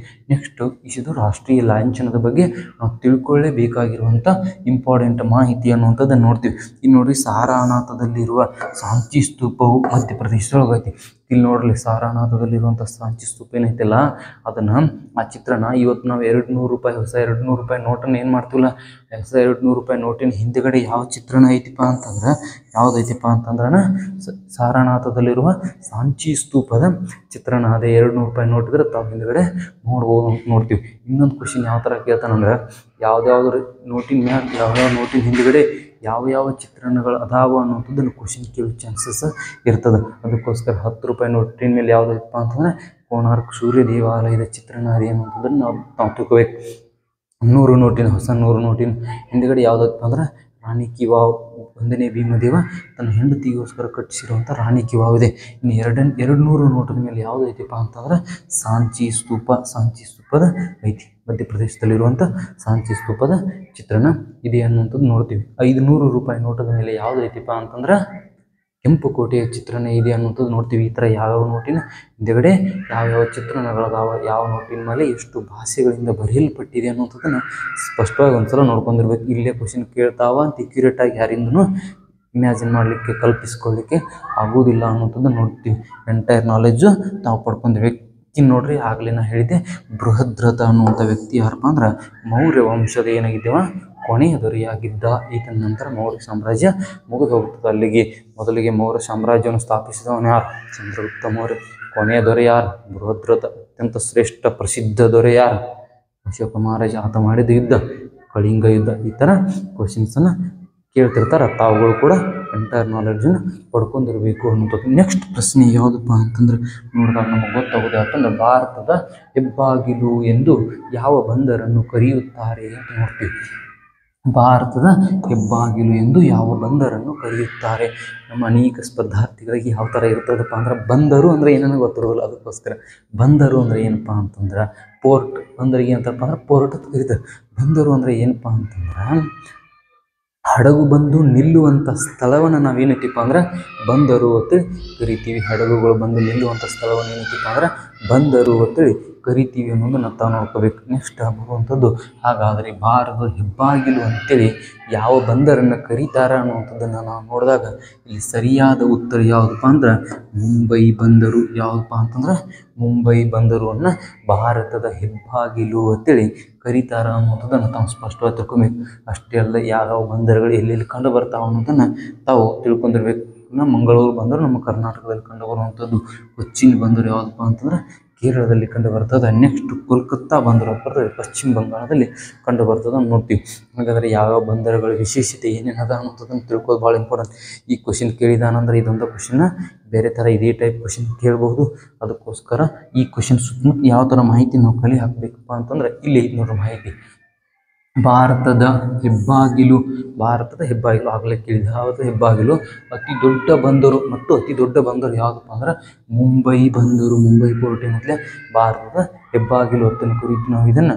ಇದು ಏನಪ್ಪ ಅಂತಂದ್ರೆ ಮತ್ತು ಮುಂಬೈ ಬಂದರು ಏನಂತಪ್ಪ ಅಂದ್ರೆ ಅತಿ ದೊಡ್ಡ ಬಂದರು ಇದಾಗೈತಿ. ಇದನ್ನು ಭಾರತದ ಹೆಬ್ಬಾಗಿಲು ಅಂತೇಳಿ ಕರಿತೀವಿ. ಅತಿ ಹೆಚ್ಚು ಎಕ್ಸ್ಪೋರ್ಟ್ ಆ್ಯಂಡ್ ಇಂಪೋರ್ಟ್ ಇಲ್ಲಿಂದ ಆಗ್ತದೆ ಅನ್ನೋದು ತಮ್ಮ ಗಮನಕ್ಕೆ ಬರ್ತದೆ. ನೆಕ್ಸ್ಟ್ ನೋಡ್ರಿ, ಕರ್ನಾಟಕದ ಹೆಬ್ಬಾಗಿಲು. ಭಾರತ ಹೆಬ್ಬಾಗಿಲು ತಿಳ್ಕೊಂಡಿದ್ದೀವಿ. ಹಾಗಾದ್ರೆ ಕರ್ನಾಟಕದ ಹೆಬ್ಬಾಗಿಲು ಯಾವ ಬಂದರನ್ನು ಕರಿತೀವಿ ಅಂತ ನೋಡಿದಾಗ ನವಮಂಗಳೂರು ಬಂದರನ್ನು ನಾವು ಏನಂತೀವಪ್ಪ ಅಂದ್ರೆ ಕರ್ನಾಟಕದ ಹೆಬ್ಬಾಗಿಲು ಅಂತೇಳಿ ಕರಿತೀವಿ. ನವಮಂಗಳೂರು ಬಂದರನ್ನು ಏನಂತೀವಪ್ಪ ಅಂದ್ರೆ ಕರ್ನಾಟಕದ ಹೆಬ್ಬಾಗಿಲು. ಕರ್ನಾಟಕದಲ್ಲಿರುವಂಥ ಪ್ರಮುಖ ಬಂದರು ಯಾವುದಪ್ಪ ಅಂದ್ರೆ ನವಮಂಗಳೂರು ಬಂದರು. ನವಮಂಗಳೂರು ಬಂದರನ್ನು ಕಾಫಿಯ ಬಂದರು ಕೂಡ ಅಂತ ಕರೀತಾರೆ. ಯಾಕಪ್ಪ ಅಂದ್ರೆ ದೇಶದಲ್ಲಿಯೇ ಅತಿ ಹೆಚ್ಚು ಕಾಫಿಯನ್ನು ಉತ್ಪಾದಿಸುವ ರಾಜ್ಯ ಯಾವುದು? ಕರ್ನಾಟಕ. ಅಂದರೆ ಕರ್ನಾಟಕದಿಂದ ನವಮಂಗಳೂರು ಬಂದರಿಂದ ಏನಾಗ್ತದಪ್ಪ ಅಂದ್ರೆ ಕಾಫಿ ಅತಿ ಹೆಚ್ಚು ಎಕ್ಸ್ಪೋರ್ಟ್ ಆ್ಯಂಡ್ ಇಂಪೋರ್ಟ್ ಆಗ್ತದೆ ಅನ್ನುವಂಥದ್ದನ್ನು ತಾವು ತಿಳ್ಕೊಬೇಕು. ನವಮಂಗಳೂರು ಬಂದರು ಕಾಫಿಯ ಬಂದರು ತಿಳಿ ಕರೀತಾರೆ. ಇನ್ನು ಮ್ಯಾಕ್ರಲ್ ತಳಿ ಮೀನುಗಳಲ್ಲಿರೋದ್ರಿಂದ ಕರ್ನಾಟಕದ ಕರಾವಳಿಯನ್ನು ಮ್ಯಾಕ್ರಲ್ ಕರಾವಳಿ ಅಂತೇಳಿ ಕರೀತಾರೆ ಅನ್ನೋಂಥದ್ದು ನಾವು ನೋಡ್ತೀವಿ. ಎಕ್ಸ್ಪೋರ್ಟ್ ಆ್ಯಂಡ್ ಇಂಪೋರ್ಟ್ ಮೇನ್ ಬಂದರು ಯಾವುದಪ್ಪ ಕರ್ನಾಟಕದಲ್ಲಿ ಅಂದರೆ ನವಮಂಗಳೂರು ಬಂದರು. ಇನ್ನು ನೋಡ್ರಿ, ಅರಬ್ಬಿ ಸಮುದ್ರದ ರಾಣಿ ಮತ್ತು ಸ್ವಾಭಾವಿಕ ಬಂದರು ಎಂದು ಕೊಚ್ಚಿನ್ ಬಂದರನ್ನು ಕರೀತಾರೆ ಅನ್ನೋಂಥದ್ದು ನೋಡ್ತೀವಿ. ಅರಬ್ಬಿ ಸಮುದ್ರದ ರಾಣಿ ಅಂತೇಳಿ ಯಾವಪ್ಪ ಅಂದ್ರೆ ಕೊಚ್ಚಿನ್, ಕೇರಳದಲ್ಲಿ ಬರುತ್ತೆ ಕೊಚ್ಚಿನ್ ಬಂದರನ್ನು ಮತ್ತು ಸ್ವಾಭಾವಿಕ ಬಂದರು ಅಂತೇಳಿ ಯಾವ ಬಂದರನ್ನು ಕರೀತಾರಪ್ಪ ಅಂತಂದ್ರೆ ಕೊಚ್ಚಿನ್ ಬಂದರನ್ನು ಕರೀತಾರೆ ಅನ್ನೋಂಥದ್ದನ್ನು ತಾವು ಸ್ಪಷ್ಟವಾಗಿ ತಿಳ್ಕೊಂಡಿರ್ಬೇಕು. ಇನ್ನು ಇಂಪಾರ್ಟೆಂಟ್ ಯಾವುದಪ್ಪ ಅಂದ್ರೆ ಖಾಸಗಿ ಬಂದರು, ಎನ್ನೋರ ಬಂದರು. ಖಾಸಗಿ ಬಂದರು ಇದ್ರ ಹೆಸರು ಏನಪ್ಪ ಅಂದ್ರೆ ಕಾಮರಾಜ ಬಂದರು ಅಂತೇಳಿ ಬರ್ತೈತಿ. ಇದು ತಮಿಳುನಾಡಿನಲ್ಲಿ ಬರುವಂಥದ್ದು ಕಾಮರಾಜ ಅಂತೇಳಿ ಬರ್ತದೆ. ಇದೇನಪ್ಪ ಅಂದ್ರೆ ಖಾಸಗಿ ಬಂದರು. ಎಲ್ಲ ಬಂದರುಗಳು ಗೌರ್ಮೆಂಟ್ ಅಂಡರ್ದಾಗಿದ್ದರೆ ಈ ಬಂದರು ಎದುರಾಗ ಈ ಪೋರ್ಟ್ ಎಲ್ಲಿತ್ತು ಅಂದ್ರೆ ಪ್ರೈವೇಟ್ ಅಂಡರ್ ಒಳಗೆ. ಅದಕ್ಕಾಗಿ ಎನ್ನೋರ ಬಂದರು ಅಂತ ಕರೀತಾರೆ. ಇದರ ಹೆಸರು ಏನಪ್ಪ ಅಂದ್ರೆ ಕಾಮರಾಜ ಬಂದರು ಅಂತೇಳಿ ಬರ್ತದಂತ ನೋಡ್ತೀವಿ. ಇನ್ನು ಪೂರ್ವ ಕರಾವಳಿಯ ಒಡವೆ ಮತ್ತು ಹಡಗು ಕಟ್ಟುವ ಕೇಂದ್ರ ಅಂತೇಳಿ ಬರ್ತದೆ. ಪೂರ್ವ ಕರಾವಳಿ ಆಗಲೇ ನಾವು ಪಶ್ಚಿಮ ಕರಾವಳಿ ಬಗ್ಗೆ ತಿಳ್ಕೊಂಡಿದ್ದೀವಿ. ಇಲ್ಲಿ ನೋಡ್ರಿ, ಅರಬ್ಬಿ ಸಮುದ್ರ ಅಂದ್ರೆ ಪಶ್ಚಿಮ ಕರಾವಳಿಗೆ ಬರ್ತದೆ. ರಾಣಿ ಸ್ವಾಭಾವಿಕ ಅಂದರೆ ಕೊಚ್ಚಿನ್ ಬಂದರು. ಹಂಗಾದ್ರೆ ಪೂರ್ವ ಕರಾವಳಿಯ ಒಡವೆ ಮತ್ತು ಏನಪ್ಪ ಅಂದ್ರೆ ಹಡಗು ಕಟ್ಟುವ ಬಂದರು ಅಂದ್ರೆ ಹಡಗುಗಳಲ್ಲಿ ಏನು ಮಾಡ್ತಾರಪ್ಪ ಅಂದ್ರೆ ರೆಡಿ ಮಾಡ್ತಾರೆ. ಹಡಗು ಕಟ್ಟುವ ಬಂದರು ಯಾವುದಪ್ಪ ಅಂತಂದ್ರೆ ವಿಶಾಖಪಟ್ಟಣಂ. ಇದು ಎಲ್ಲಿ ಬರ್ತೈತಪ್ಪ ಅಂದ್ರೆ ಆಂಧ್ರ ಪ್ರದೇಶ. ವಿಶಾಖಪಟ್ಟಣಂ ಬಂದರು ಇಲ್ಲಪ್ಪ ಅಂದ್ರೆ ಹಡಗು ಕಟ್ಟುವ ಬಂದರು ಅಂತೇಳಿ ಕರೀತಾರೆ ಅನ್ನೋಂಥದ್ದು ನೋಡ್ಬೇಕು. ಇದೆಲ್ಲಿ ಬರ್ತೈತಪ್ಪ ಅಂದ್ರೆ ಆಂಧ್ರ ಪ್ರದೇಶದಲ್ಲಿ ಬರ್ತದೆ. ಇಲ್ಲಿ ಹಡಗುಗಳನ್ನ ನಿರ್ಮಾಣ ಕೊಚ್ಚಿನ್ ಶಿಪ್ ಯಾರ್ಡ್ ಲಿಮಿಟೆಡ್ ಅಲ್ಲಿ ಎಲ್ಲ ಕಂಪ್ನಿಗಳು ಏನು ಮಾಡ್ತಾವೆ, ಇಲ್ಲಿ ದೊಡ್ಡ ದೊಡ್ಡ ಹಡಗುಗಳನ್ನ ನಿರ್ಮಾಣ ಮಾಡ್ತಾವೆ ಅನ್ನೋಂಥದ್ದು ನಾವು ನೋಡ್ತೀವಿ. ಇನ್ನು ನೋಡ್ರಿ, ಪೂರ್ವ ಭಾರತದ ಹೆಬ್ಬಾಗಿಲು. ಪಶ್ಚಿಮ ಭಾರತ ಕಡೆ ಯಾವುದಿತ್ತು? ಮುಂಬೈ ಬಂದರು ಇತ್ತು. ಇನ್ನು ಪೂರ್ವ ಭಾರತದ ಕಡೆ ಪೂರ್ವ ಕರಾವಳಿ ಹೆಬ್ಬಾಗಿಲತ್ತು ಯಾವುದನ್ನು ಕರೀತಾರಪ್ಪ ಅಂದ್ರೆ ಕೋಲ್ಕತ್ತಾ ಬಂದರನ್ನು ಕರೀತಾರೆ ಅಂತ ನೋಡ್ತೀವಿ. ಕೋಲ್ಕತ್ತಾ ಬಂದರನ್ನು ಏನಂತಾರಪ್ಪ ಅಂದ್ರೆ ಚಹಾದ ಬಂದರು ಅಂತೇಳಿ ಕರೀತಾರೆ ಅಂತ ನೋಡ್ತೀವಿ. ಡಾರ್ಜಿಲಿಂಗ್ ಚಹಾ ಅಲ್ಲೇ ಪಶ್ಚಿಮ ಬಂಗಾಳ ಕಡೆ ಆ ಕಡೆ ಉತ್ಪಾದನೆ ಆಗ್ತದೆ, ಫೇಮಸ್ ಚಹಾದು. ಅದಕ್ಕಾಗಿ ಇದನ್ನು ಕೋಲ್ಕತ್ತಾ ಬಂದರನ್ನು ಏನಂತಾರ ಚಹಾದ ಬಂದರು, ಪೂರ್ವ ಕರಾವಳಿಯ ಹೆಬ್ಬಾಗಿಲು ಅಂತೇಳಿ ಕೂಡ ಕರೀತಾರೆ ಅನ್ನುವಂಥದ್ದನ್ನು ತಾವು ಗಮನಕ್ಕೆ ಸ್ಪಷ್ಟವಾಗಿ ತಗೊಂಡಿರ್ಬೇಕು. ಈ ಥರ ಬಂದರುಗಳ ಮೇಲೆ ಅನೇಕ ರೀತಿಯಾದ ಪ್ರಶ್ನೆಗಳನ್ನು ಕೇಳುವಂಥ ಸಾಧ್ಯತೆ ಇರ್ತದೆ. ಇಷ್ಟೇ ಅಲ್ಲದೆ ಇನ್ನೂ ಅನೇಕ ಮಾಹಿತಿಗಳನ್ನು ತಾವು ಕೂಡ ಕಲೆ ಹಾಕೋಬೇಕು. ಇನ್ಫಾರ್ಮೇಷನ್ನ ನೋಟ್ ಮಾಡಿ ಇಟ್ಕೋಬೇಕು ಅನ್ನೋದು. ಅಕ್ಬರ್ನ ಕಂದಾಯ ಮಂತ್ರಿ ಹೆಸರೇನು ಅಂತ ಕೇಳಿದ್ದಾರೆ. ನೆಕ್ಸ್ಟ್ ಕ್ವಶನ್ ಅಂತಂದ್ರೆ ಅಕ್ಬರ್ನ ಕಂದಾಯ ಮಂತ್ರಿಯ ಹೆಸರೇನು ಅಂತ ಕ್ವಶನ್ ಕೇಳಿದ್ದಾರೆ. ಯಾರಪ್ಪ ಅಂತಂದ್ರೆ ಇದನ್ನ ತಾನ್ಸೇನ್, ಬೀರ್ಬಲ್, ಯಾರಪ್ಪ ಅಂದ್ರೆ ಶೇಷಸೂರಿ, ತೋಡರಮಲ್ಲ ಅಂತ ಬರ್ತಾನೆ. ಇದಕ್ಕೆ ಸರಿಯಾದ ಉತ್ತರ ಯಾವುದಪ್ಪ ಅಂದ್ರೆ ರಾಜ ತೋದರಮಲ್ಲ ಅಂತೇಳಿ ಬರ್ತಾನೆ. ರಾಜ ತೋದರಮಲ್ಲ ಅಂತ ಬರ್ತಾನೆ. ಇದು ಏನು ಮಾಡಿದಪ್ಪ ಅಂದ್ರೆ ಅಕ್ಬರ್ನ ಅವಧಿಯಲ್ಲಿ ಏನಾಗಿದ್ದಪ್ಪ ಅಂತಂದ್ರೆ ಕಂದಾಯ ಮಂತ್ರಿಯಾಗಿದ್ದ. ಕಂದಾಯ ಮಂತ್ರಿಯಾಗಿದ್ದ ಅಂದ್ರೆ ತೆರಿಗೆಯನ್ನು ಸಂಗ್ರಹಣೆ ಮಾಡುವಂಥ ಮಂತ್ರಿಯಾಗಿದ್ದ. ಇವು ಯಾಕೆ ಅಕ್ಬರ್ನ ಕಾಲದಾಗ ಅತಿ ಹೆಚ್ಚು ಫೇಮಸ್ ಆದಪ್ಪ ಅನ್ನುವಂಥದ್ದನ್ನು ನೋಡಿದಾಗ ಯಾವುದಕ್ಕೆ ಜಾಸ್ತಿ ಫೇಮಸ್ ಆಗಿದ್ದನ್ನು ಕಂದಾಯವನ್ನು ಸಂಗ್ರಹಣೆ ಮಾಡೋಕ್ಕೋಸ್ಕರ ಭೂಮಿಯನ್ನು ಒಂದು 3-4 ಭಾಗಗಳಾಗಿ ಏನು ಮಾಡ್ತಾನೆ, ವಿಭಜನೆ ಮಾಡ್ತಾನೆ. ಉತ್ತಮ ಇಳುವರಿಯನ್ನು ಕೊಡುವಂಥದ್ದು, ಮಧ್ಯಮ ಇಳುವರಿಯನ್ನು ಕೊಡುವಂಥದ್ದು, ಪೂರ್ತಿ ಬಂಜರವಾಗಿರುವಂಥ ಭೂಮಿ, ಅತಿ ಹೆಚ್ಚು ಬಂದರವಾಗಿರುವಂಥ ಭೂಮಿ ಅಂತೇಳಿ ಈ ಥರ ಏನು ಮಾಡ್ತಾನೆ, ವಿಭಜನೆಯನ್ನು ಮಾಡ್ತಾನೆ. ವಿಂಗಡಿಸಿ ಆಯಾ ಪ್ರದೇಶಕ್ಕನುಗುಣವಾಗಿ ತೆರಿಗೆಯನ್ನು ಕಂದಾಯವನ್ನು ಸಂಗ್ರಹಣೆ ಮಾಡ್ತಾನೆ, ಕಂದಾಯ ಅಧಿಕಾರಿಗಳನ್ನು ರಾಶಿ ಸಮಯದಲ್ಲಿ ಅವರ ತೋಟಗಳಿಗೆ ಕಳಿಸಿ ಕಂದಾಯವನ್ನು ಯಾವ ಥರ ವಸೂಲಿ ಮಾಡಬೇಕು ಅನ್ನೋದನ್ನು ಸವಿವರವಾದ ಮಾಹಿತಿಯನ್ನು ಅತ್ಯಂತ ಸುವ್ಯವಸ್ಥಿತವಾಗಿ ಮಾಡಿ ಫೇಮಸ್ ಆದ ಯಾರಪ್ಪ ಅಂದ್ರೆ ರಾಜ ತೋಡರಮಲ್ಲ ಅಂತ ಬರ್ತಾನೆ. ಅಕ್ಬರ್ ಅಂತ ಬಂದ ಟೈಮ್ದಾಗ ಅಕ್ಬರ್ನ ಬಗ್ಗೆ ಭಾಳ ತಿಳ್ಕೋದು ಇಂಪಾರ್ಟೆಂಟ್. ಅಕ್ಬರ್ನನ್ನು ರಾಷ್ಟ್ರೀಯ ದೊರೆ ಅಂತೇಳಿ ಕರೀತಾರ ಅನ್ನುವಂಥದ್ದನ್ನು ನಾವು ನೋಡ್ತೀವಿ. ಅಕ್ಬರ್ನ ರಾಷ್ಟ್ರೀಯ ದೊರೆ ಅಂತ ಕರೀತಾರೆ. ಅಕ್ಬರ್ ಅನೇಕ ನೀತಿಗಳನ್ನು ಏನೇನು ಮಾಡಿದಾನ ಅಂತ ತಾವು ಸ್ಪಷ್ಟವಾಗಿ ತಿಳ್ಕೊಂಡಿರ್ಬೇಕು. ನೋಡ್ರಿ, ಅಕ್ಬರ್ ಸಿಂಧ್ ಪ್ರಾಂತ್ಯದ ಎಲ್ಲಿ ಜನಿಸಿದ ಅಂತಂದ್ರೆ, ಅಕ್ಬರ್ ಎಲ್ಲಿ ಜನಿಸಿದ ಅಂದ್ರೆ ಸಿಂಧ್ ಪ್ರಾಂತ್ಯದ ಅಮರಕೋಟೆಯಲ್ಲಿ ಏನು ಮಾಡ್ತಾನಪ್ಪ ಅಂದ್ರೆ 1542ರಲ್ಲಿ ಜನನವನ್ನು ಹೊಂದುತ್ತಾನ ಅನ್ನುವಂಥದ್ದನ್ನು ನಾವು ನೋಡ್ತೀವಿ. ಅಕ್ಬರ್ ಎಲ್ಲಿ ಜನನವನ್ನು ಹೊಂದ್ತಾನಪ್ಪ ಅಂದ್ರೆ 1542ರಲ್ಲಿ ಸಿಂಧ್ ಪ್ರಾಂತ್ಯದ ಅಮರಕೋಟೆಯಲ್ಲಿ ಏನು ಮಾಡ್ತಾನಪ್ಪ ಅಂದ್ರೆ ಜನನವನ್ನು ಹೊಂದುತ್ತಾನ.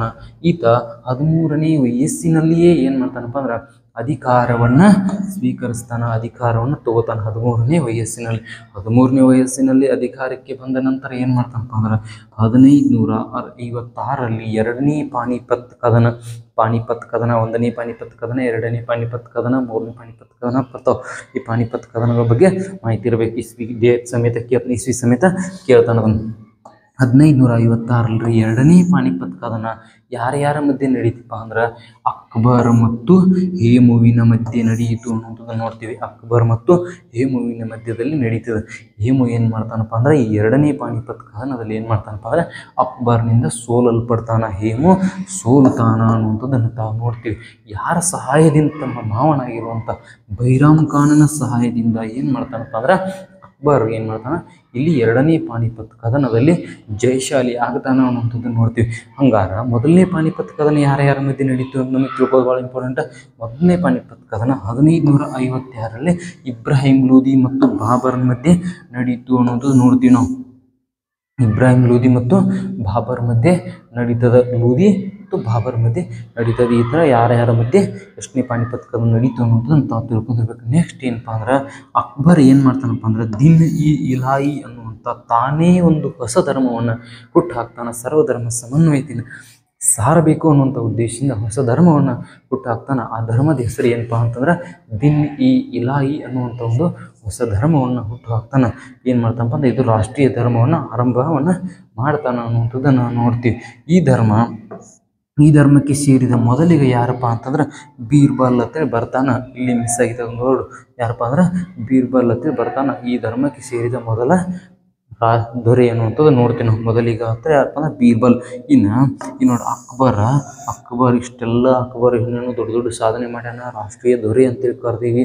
ಹಂಗಾದ್ರೆ ಅಕ್ಬರ ಒಬ್ಬ ಅಕ್ಷರಸ್ಥ ದೊರೆನಾ ಅಂತ ನೋಡಿದಾಗ ಅಕ್ಬರ್ ಒಬ್ಬ ಅನಕ್ಷರಸ್ಥ ದೊರೆ. ಇದು ಭಾಳ ಇಂಪಾರ್ಟೆಂಟ್ ರೀ. ಅಕ್ಬರ್ ಒಬ್ಬ ಅನಕ್ಷರಸ್ಥ ದೊರೆ ಅಂದ್ರೆ ಇವನಿಗೆ ಓದಲಿಕ್ಕೆ ಬರೀಲಿಕ್ಕೆ ಬರ್ತಿರ್ಲಿಲ್ಲ ಅನ್ನುವಂಥದ್ದನ್ನು ತಾವು ಗಮನದಲ್ಲಿಟ್ಕೋಬೇಕು. ಹೇಗೆ ಅಕ್ಬರ್ಗೆ ಓದಲಿಕ್ಕೆ ಬರೀಲಿಕ್ಕೆ ಬರ್ತಿದ್ದಿಲ್ಲ. ಹಂಗೆ ಈ ನಮ್ಮ ಕರ್ನಾಟಕದ ಇತಿಹಾಸದೊಳಗೆ ಬಂದ್ರೆ ಇಲ್ಲಿ ಯಾರು ಅನಕ್ಷರಸ್ಥ ದೊರೆಯಾಗಿದ್ದರು ಅಂತ ಕೇಳಿದಾಗ ಇಲ್ಲಿ ಹೈದರ್ ಅಲಿ, ಟಿಪ್ಪು ಸುಲ್ತಾನನ ತಂದೆಯಾಗಿರುವಂಥ ಹೈದರ್ ಅಲಿ ಏನಾಗಿತ್ತು ಅಂದ್ರೆ ಅನಕ್ಷರಸ್ಥ ದೊರೆಯಾಗಿದ್ದರೂ ಕೂಡ ಮೊದಲನೇ ಆಂಗ್ಲೋ ಮೈಸೂರು ಯುದ್ಧದಲ್ಲಿ ಬ್ರಿಟಿಷರನ್ನು ಸೋಲಿಸಿರುವಂಥ ಕೀರ್ತಿ ಯಾರಿಗೆ ಸಲ್ತಪ್ಪ ಅಂತಂದ್ರೆ ಹೈದರ್ ಅಲಿಗೆ ಸಲ್ತದ ಅಂತ ನೋಡ್ತೇವೆ. ಕರ್ನಾಟಕದ ಇತಿಹಾಸದಲ್ಲಿ ಬಂದರೆ ಹೈದರ್ ಅಲಿ ಅನಕ್ಷರಸ್ಥ ದೊರೆಯಾಗಿದ್ದ. ಇನ್ನು ದೇಶದ ಇತಿಹಾಸದಲ್ಲಿ ನೋಡಿದ್ರೆ ಅಕ್ಬರ್ ಒಬ್ಬ ಅನಕ್ಷರಸ್ಥ ದೊರೆಯಾಗಿದ್ದ ಅನ್ನೋದು ನೋಡ್ತೀವಿ. ಇನ್ನು ಅಕ್ಬರ್ನ ಬಗ್ಗೆ ಒಂದು ಆತ್ಮಚರಿತೆಯನ್ನು ಬರೆದವ್ರು ಯಾರಪ್ಪ ಅಂದರೆ ಐನ್-ಇ-ಅಕ್ಬರಿ ಮತ್ತು ಅಕ್ಬರ್ ನಾಮ ಎಂಬ ಕೃತಿಯನ್ನು ಯಾರು ಬರೆದಾರೋ ಅಂತ ಕೇಳ್ತಾರಪ್ಪ ಅಂದ್ರೆ ಅಬುಲ್ ಫಜಲ್ ಅನ್ನುವಂಥ ವ್ಯಕ್ತಿ ಐನ್-ಇ-ಅಕ್ಬರಿ ಮತ್ತು ಅಕ್ಬರ್ ನಾಮ ಅಂತೇಳಿ ಎರಡು ಕೃತಿಗಳನ್ನು ಬರಿತಾನ ಮತ್ತು ನೋಡ್ತೀವಿ. ಇದನ್ನು ಬರೆದವ್ರು ಯಾರಪ್ಪ ಅಂದ್ರೆ ಅಬುಲ್ ಫಜಲ್ ಅನ್ನುವಂಥ ವ್ಯಕ್ತಿ ಬರಿತಾನ ಅಂತ ನೋಡ್ತೀವಿ. ತಾನ್ಸೇನ್ ಎಂಬ ವ್ಯಕ್ತಿ ಯಾರ ಕಾಲದಾಗಿದ್ದಪ್ಪ ಅಂತಂದ್ರೆ ಒಂದು ಕಾಲದಲ್ಲಿ ಇರುವಂಥ ಒಬ್ಬ ಸಂಗೀತಗಾರ ಅಂತೇಳಿ ನಾವು ನೋಡ್ತೀವಿ. ನೆಕ್ಸ್ಟ್ ಬರುವಂಥದ್ದು ಯಾವುದಪ್ಪ ಅಂತಂದ್ರೆ ಇಲ್ಲಿ ನೋಡ್ರಿ, ದಿಗ್ಬಾಯ್ ತೈಲ ಶುದ್ಧೀಕರಣ ಘಟಕ ಕೆಳಗಿನ ಯಾವ ರಾಜ್ಯದಲ್ಲಿದೆ ಅಂತ ಕ್ವಶನ್ ಕೇಳ. ಹೌದಾ? ದಿಗ್ಬಾಯ್ ಎಂಬ ತೈಲ ಶುದ್ಧೀಕರಣ ಘಟಕ ಯಾವ ರಾಜ್ಯದಲ್ಲಿ ಇದೆ ಅಂತ ಕ್ವಶನ್ ಕೇಳಿದರೆ ಇದಕ್ಕೆ ಸರಿಯಾದ ಉತ್ತರ ಯಾವುದಪ್ಪ ಅಂದ್ರೆ ಅಸ್ಸಾಂ. ಯಾವುದಪ್ಪ ಅಂದ್ರೆ ಅಸ್ಸಾಂ. ತೈಲ ಶುದ್ಧೀಕರಣ ಘಟಕ ಎಲ್ಲಿದೆಪ್ಪ ಅಂದ್ರೆ ಅಸ್ಸಾಂ ರಾಜ್ಯದಲ್ಲಿದೆ ಅನ್ನೋಂಥದ್ದನ್ನು ತಾವು ಸ್ಪಷ್ಟಪಡಿಸ್ಕೋಬೇಕು. ಹಂಗಾರೆ ಯಾವ್ಯಾವ ತೈಲ ಶುದ್ಧೀಕರಣ ಘಟಕಗಳು ಎಲ್ಲೆಲ್ಲಿದಾವೆ ಅಂತ ತಿಳ್ಕೋದು ಭಾಳ ಇಂಪಾರ್ಟೆಂಟ್. ಹಂಗಾರೆ ಯಾವ ತೈಲ ಶುದ್ಧೀಕರಣ ಘಟಕಗಳು ಎಲ್ಲಿದಾವೆ ಅನ್ನೋದನ್ನು ತಾವು ಸ್ಪಷ್ಟವಾಗಿ ಒಂದ್ಸಲ ನೋಡ್ಕೊಂಡಿರ್ಬೇಕು. ಹಂಗಾರೆ ಇದು ದಿಗ್ಬಾಯ್ ಮತ್ತು ನೂನ್ ಮಧ್ಯೆ ಎರಡು ತೈಲ ಶುದ್ಧೀಕರಣ ಘಟಕಗಳು ಬರ್ತಾವೆ. ಅವೆರಡು ಎಲ್ಲಿ ಕಂಡು ಬರ್ತಾವಪ್ಪ ಅಂದ್ರೆ ಅಸ್ಸಾಂದಾಗ ಕಂಡು ಬರ್ತಾವೆ. ಇನ್ನು ಸ್ಪಷ್ಟವಾಗಿ ಒಂದ್ಸಲ ಚೆನ್ನಾಗಿ ನೋಡ್ಕೊಂಡ್ಬಿಡ್ರಿ, ಇದೇ ಟೈಪ್ ನೋಡ್ಕೊಳ್ಬೇಕು, ಬೇರೆ ಏನು ಮಾರ್ಗ ಇಲ್ಲ ಅನ್ನೋದು ನೋಡ್ತೀವಿ. ಭಾರತದಲ್ಲಿ ಪ್ರಮುಖ ತೈಲ ಶುದ್ಧೀಕರಣ ಘಟಕಗಳು, ತೈಲ ಶುದ್ಧೀಕರಣ ಬಾವಿಗಳು ಅಂತ ಕರೀತಾರೆ. ಯಾವ ಎಲ್ಲೆಲ್ಲಿ ಕಂಡು ಬರ್ತಾವ ನೋಡಿಬಿಟ್ಟು ಒಂದ್ಸಲ ನೋಡ್ರಿ. ದಿಗ್ಬಾಯ್ ಮತ್ತು ನುನ್ಮತಿ ಅಂತ ಬರ್ತಾವ. ಇವೆಲ್ಲಿ ಕಂಡು ಬರ್ತಾವಪ್ಪ ಅಂದ್ರೆ ಅಸ್ಸಾಂ ರಾಜ್ಯದಲ್ಲಿ ಕಂಡು ಬರ್ತಾವ ಅನ್ನುವಂಥದ್ದನ್ನು ತಾವು ನೋಡ್ಬೇಕು. ನೆಕ್ಸ್ಟು ಅಂಕಲೇಶ್ವರ, ಇದನ್ನ ರಗಡ್ ಸಲ ಕೇಳಿದ್ರೆ ಅಂಕಲೇಶ್ವರ ಎಲ್ಲಿ ಬರ್ತೈತಪ್ಪ ಅಂದ್ರೆ ಗುಜರಾತದಲ್ಲಿ ಕಂಡು ಬರುವಂಥ ತೈಲ ಶುದ್ಧೀಕರಣ ಘಟಕವಾಗಿದೆ. ಇನ್ನು ಬರಹುನಿ ಅಂತೇಳಿ ಬರ್ತೈತಿ. ಬರಹುನಿ ಎಲ್ಲಿಪ್ಪ ಅಂದ್ರೆ ಬಿಹಾರದಾಗ ಕಂಡು ಬರ್ತೈತಿ. ಬರಹುನಿ ಎಲ್ಲಿ ಕಂಡು ಬರ್ತೈತಪ್ಪ ಅಂದ್ರೆ ಬಿಹಾರದಾಗ ಕಂಡು ಬರ್ತೈತಿ. ಇನ್ನು ಮಥುರಾ ಅಂತ ಬರ್ತೈತಿ. ಇದು ಉತ್ತರ ಪ್ರದೇಶದಲ್ಲಿ ಕಂಡು ಬರುವಂಥ ತೈಲ ಶುದ್ಧೀಕರಣ ಘಟಕವಾಗಿದೆ ಅಂತ ನೋಡ್ತೀವಿ. ಇನ್ನು ಬಾಂಬೆ ಹೈ, ಇದು ಭಾಳ ಇಂಪಾರ್ಟೆಂಟ್ ರೀ. ಬಾಂಬೆ ಹೈ ಎಲ್ಲಿ ಕಂಡು ಬರ್ತೈತಪ್ಪ ಅಂದ್ರೆ ಮಹಾರಾಷ್ಟ್ರ ಕಂಡು ಬರ್ತೈತಿ. ಅದಕ್ಕೆ ನೆಕ್ಸ್ಟ್ ಇಲ್ಲಿ ಯಾವ್ದು ನೆಕ್ಸ್ಟ್ ಲೈನ್ದಾಗ ಇನ್ನು ಮಂಗಳೂರು ಅಂತ ಬರ್ತೈತಿ. ಇದು ಕರ್ನಾಟಕದಲ್ಲಿ ಕಂಡು ಬರುವಂಥ ತೈಲ ಶುದ್ಧೀಕರಣ ಘಟಕವಾಗಿದೆ ಅನ್ನೋದನ್ನು ತಗೋಬೋದು. ಇನ್ನು ನೋಡ್ರಿ, ಭಾರತದ ಪ್ರಥಮ ತೈಲ ಶುದ್ಧೀಕರಣ ಘಟಕ ಯಾವುದಪ್ಪ ಅಂದ್ರೆ ದಿಗ್ಬಾಯ್. ಅಲ್ಲಿ ಕ್ವಶನ್ ಕೇಳ್ಯಾನ, ತೈಲ ಶುದ್ಧೀಕರಣ ಘಟಕ ದಿಗ್ಬಾಯ್ ಎಲ್ಲಿ ಕಂಡು ಬರ್ತೈತಿ ಅಂತ ಕ್ವಶನ್ ಕೇಳ್ಯಾನ. ಅದನ್ನ ಕ್ವಶನ್ ಕೇಳ್ಬೇಕಾದ್ರೆ ಏನಾರ ಒಂದು ವಿಶೇಷತೆ ಇರಬೇಕಲ್ಲ ಅಲ್ಲಿ. ಎದಕ್ಕೆ ಕೇಳಿದಾನಪ್ಪ ಅಂತಂದ್ರೆ ಅಸ್ಸಾಂದಲ್ಲಿ ಕಂಡು ಬರ್ತೈತಿ. ಇದು ಏನಪ್ಪ ಅಂದ್ರೆ ಭಾರತದ ಪ್ರಪ್ರಥಮ ತೈಲ ಶುದ್ಧೀಕರಣ ಘಟಕ ಯಾವಪ್ಪ ಅಂದ್ರೆ ಅಸ್ಸಾಂದಲ್ಲಿರುವಂಥ ದಿಗ್ಬಾಯ್ ಅನ್ನುವಂಥ ತೈಲ ಶುದ್ಧೀಕರಣ ಘಟಕ ಯಾವಪ್ಪ ಅಂದ್ರೆ ದಿಗ್ಬಾಯ್. ಇದಕ್ಕೆ ಅಸ್ಸಾಂದಾಗ ಕಂಡು ಬರ್ತೈತಿ. ಅದಕ್ಕೋಸ್ಕರ ಅದನ್ನ ಕ್ವಶನ್ ಕೇಳಿದಾನ. ಯಾವುದಾದ್ರೂ ಒಂದು ವಿಶೇಷತೆ ಇರ್ತಾರೆ ಅಷ್ಟ ಅದ್ರ ಮ್ಯಾಗ ಏನು ಮಾಡ್ತಾನೆ, ಕ್ವಶನ್ಸ್ಗಳನ್ನ ಕೇಳ್ತಿರ್ತಾನೆ ಅನ್ನೋದು ನಾವು ಗಮನದಲ್ಲಿ ಇಟ್ಕೊಂಡು ಓದ್ಬೇಕು. ಭಾರತದ ಅತ್ಯಂತ ದೊಡ್ಡ ತೈಲ ನಿಕ್ಷೇಪವಿರುವ ಪ್ರದೇಶ ಯಾವುದಪ್ಪ ಅಂದ್ರೆ ಬಾಂಬೆ ಹೈ. ಇದಕ್ಕೆ ಇಂಪಾರ್ಟೆಂಟ್ ಅಂತ ಹೇಳಿ ಬಾಂಬೆ ಎಲ್ಲಿ ಕಂಡು ಬರ್ತೈತೆ ಹೇಳಿ ಮಹಾರಾಷ್ಟ್ರದ ಕಂಡು ಬರ್ತೈತಿ. ಬಾಂಬೆ ಯಾವುದಪ್ಪ ಅಂದ್ರೆ ಭಾರತದ ಅತಿ ದೊಡ್ಡ ತೈಲ ನಿಕ್ಷೇಪ ಇರುವಂಥ ಸ್ಥಳ ಯಾವುದಪ್ಪ ಅಂದ್ರೆ ಬಾಂಬೆ ಹೈ. ಎಲ್ಲಿತ್ತಪ್ಪ ಅಂದ್ರೆ ಇದು ಮಹಾರಾಷ್ಟ್ರ ಐತಿ. ಇನ್ನು ಇಷ್ಟೆಲ್ಲ ನೋಡ್ತಾನೆ. ಪೆಟ್ರೋಲಿಯಮನ್ನು ಏನು ತರಪ್ಪ ಅಂದ್ರೆ ಕಪ್ಪು ಬಂಗಾರ ಅಂತೇಳಿ ಕರೀತಾರೆ. ಏನಂತಾರಪ್ಪ ಅಂದ್ರೆ ಪೆಟ್ರೋಲಿಯಮನ್ನು ಕಪ್ಪು ಬಂಗಾರ, ಬ್ಲ್ಯಾಕ್ ಗೋಲ್ಡ್ ಅಂತ ಕರೀತಾರ ಅನ್ನುವಂಥದ್ದನ್ನು ತಾವು ಸ್ಪಷ್ಟವಾಗಿ ನೋಡ್ಕೊಂಡಿರ್ಬೇಕು. ನೆಕ್ಸ್ಟ್ ಇದು ಥರ ಯಾವ ಥರ ಕ್ವಶನ್ಸ್ ಬರ್ತಾವೆ ಗೊತ್ತಾಯ್ತು ನಿಮಗೆ. ಈ ನೋಡ್ರಿ, ಈ ಕೆಳಗಿನ ಯಾವ ಪ್ರದೇಶದಲ್ಲಿ ಬಾಬರ್ನ ಸಮಾಧಿ ಕಂಡು ಬರುತ್ತದೆ ಅಂತ ಕ್ವಶನ್ ಕೇಳಿದಾರೆ. ಇಲ್ಲಿ ನೋಡ್ರಿ, ಬಾಬರ್ನ ಸಮಾಧಿ ಎಲ್ಲಿ ಕಂಡು ಬರ್ತೈತಿ ಅಂತ ಕ್ವಶನ್ ಕೇಳತ್ತಾರ. ಅವ್ರು ಏನು ಕೇಳತ್ತಾರಪ್ಪ ಅಂದ್ರೆ ಬಾಬರ್ನ ಸಮಾಧಿ ಅಂದರೆ ಯಾವ ಸಮಾಧಿಗಳು ಎಲ್ಲೆಲ್ಲಿ ಕಂಡು ಬರ್ತಾವೆ ಅಂತ ಸ್ಪಷ್ಟವಾಗಿ ನೋಡ್ಕೊಂಡಿರ್ಬೇಕು ನಾವು. ಇಲ್ಲಿ ಏಕ ಸಮಾಧಿಗಳನ್ನ ಕೊಟ್ಟಿದ್ದಾರೆ. ಇಲ್ಲಿ ಕ್ವಶನ್ದಾಗ ಬಾಬರ್ ಸಮಾಧಿ ಎಲ್ಲಿ ಕಂಡು ಬರ್ತೈತಪ್ಪ ಅಂದ್ರೆ ಕಾಬೂಲ್ದೊಳಗೆ ಕಂಡು ಬರ್ತೈತಿ. ಬಾಬರ್ನ ಸಮಾಧಿ ಕಾಬೂಲ್ದಲ್ಲಿ ಕಂಡು ಬರ್ತದೆ ಅನ್ನೋದು ನೋಡ್ತೀವಿ. ಯಾರ ಸಮಾಧಿ ಎಲ್ಲಿ ಕಂಡು ಬರ್ತೈತಿ, ಇವರು ಭಾಳ ಇಂಪಾರ್ಟೆಂಟ್ ರೀ. ಇಲ್ಲಿ ಮೊಘಲ್ ಸಾಮ್ರಾಜ್ಯಕ್ಕೆ ಸಂಬಂಧಿಸಿದಂತೆ ಯಾರ್ಯಾರ ಸಮಾಧಿ ಸರಿಯಾದ ಉತ್ತರ ಯಾವುದಪ್ಪ ಅಂದ್ರೆ ಕಾಬೂಲ್ ಅನ್ನೋದು ನೋಡ್ತೀವಿ. ಬಾಬರ್ನ ಸಮಾಧಿ ಕಾಬೂಲ್ನಲ್ಲಿ ಕಂಡು ಬರ್ತದೆ ಅನ್ನೋದು ನೋಡ್ತೀವಿ. ಇನ್ನು ಹುಮಾಯೂನ್ನ ಸಮಾಧಿ ಎಲ್ಲಿ ಕಂಡು ಬರ್ತೈತಿಪ್ಪ ಅಂದ್ರೆ ದೆಹಲಿಯಲ್ಲಿ ಕಂಡು ಬರುವಂಥದ್ದು ಯಾವುದಪ್ಪ ಅಂದ್ರೆ ಹುಮಾಯೂನ್ನ ಸಮಾಧಿ. ಇನ್ನು ಅಕ್ಬರ್ನ ಸಮಾಧಿ ಸಿಕಂದರ್ನಲ್ಲಿ ಕಂಡು ಬರ್ತದೆ. ಸಿಕಂದರಾಬಾದ್ ಬೇರೆ, ಸಿಕಂದರ್ ಬೇರೆ. ಸಿಕಂದರಾಬಾದ್ ಅಥವಾ ಅಂದ್ರೆ ತೆಲಂಗಾಣ ಸೈಡ್ ಬರ್ತೈತಿ. ಉತ್ತರ ಪ್ರದೇಶ ಏನಪ್ಪ ಅಂದ್ರೆ ಸಿಕಂದರ್ ಎಲ್ಲಿ ಬರ್ತೈತಿ ಅಂದ್ರೆ ಉತ್ತರ ಪ್ರದೇಶದಲ್ಲಿ ಕಂಡು ಬರ್ತದೆ ಸಿಕಂದರ್. ಇನ್ನೊಂದ್ಸಲ ಯಾವ ಥರ ಕ್ವಶನ್ ಕೇಳಿದಂತ ಅಂದ್ರೆ ಸಿಕಂದರ್ ಹತ್ತನೂ ಕೊಟ್ಟಿಲ್ಲ, ಉತ್ತರ ಪ್ರದೇಶ ಹತ್ತನೂ ಕೊಟ್ಟಿಲ್ಲ. ಆಪ್ಷನ್ದಾಗ ಏನು ಕೊಟ್ಟ ಅಂತಂದ್ರೆ ಆಗ್ರಾದ ಸಮೀಪ, ಆಗ್ರಾದ ಸಮೀಪ ಅಂತ ಕೊಟ್ಟಾನ. ಅದು ಆನ್ಸರ್ ಕರೆಕ್ಟ್. ಆಗ್ರಾದ ಸಮೀಪದೊಳಗೂ ಐತಿ. ಆ ಥರ ಕ್ವಶನ್ಸ ಕೇಳ್ಬೋದು. ನಮಗೆ ಉತ್ತರ ಪ್ರದೇಶ ಕೊಟ್ಟಿಲ್ಲ, ಸಿಕಂದರ್ ಕೊಟ್ಟಿಲ್ಲ, ಕನ್ಫ್ಯೂಷನ್ ಮಾಡ್ಕೋ ಅವಶ್ಯಕತೆ ಇಲ್ಲ. ಆಲ್ರೆಡಿ ಒಂದ್ಸಲ ಸ್ಟೇಟ್ ಲೆವೆಲ್ ಎಕ್ಸಾಮ್ದಾಗ ಆಗಿರುವಂಥ ಕ್ವಶನ್. ಉತ್ತರ ಪ್ರದೇಶದಲ್ಲಿ ಉತ್ತರ ಪ್ರದೇಶದ ಸಿಕಂದರ್ನಲ್ಲಿ ಏನು ಬರ್ತೈತಿ ಅಂದ್ರೆ ಯಾರ ಸಮಾಧಿ, ಅಕ್ಬರ್ ಸಮಾಧಿ. ಅಕ್ಬರ್ ಭಾಳ ಇಂಪಾರ್ಟೆಂಟ್ ಐತಿ. ಇದ್ರ ಬಗ್ಗೆ ಡೀಪಾಗಿ ಸ್ವಲ್ಪ ನೋಡ್ಕೋದು ಭಾಳ ಇಂಪಾರ್ಟೆಂಟ್ ಐತಿ. ನೆಕ್ಸ್ಟ್ ಸಿಕಂದರ್ ಏನಪ್ಪ ಅಂದ್ರೆ ಆಗ್ರಾದ ಸಮೀಪ ಅಂದ್ರೆ ಒಂದು ಸಿಕಂದರ್ ಅನ್ನೋದು ಉತ್ತರ ಪ್ರದೇಶ ಕಂಡು ಬರ್ತೈತಿ ಅನ್ನೋದು ನೋಡ್ತೀವಿ. ಇನ್ನು ಜಹಾಂಗೀರ್ನ ಸಮಾಧಿ ಲಾಹೋರ್. ಹಂಗಾರ ಲಾಹೋರ್ ಎಲ್ಲಿ ಕಂಡು ಬರ್ತೈತಿ ರೀ?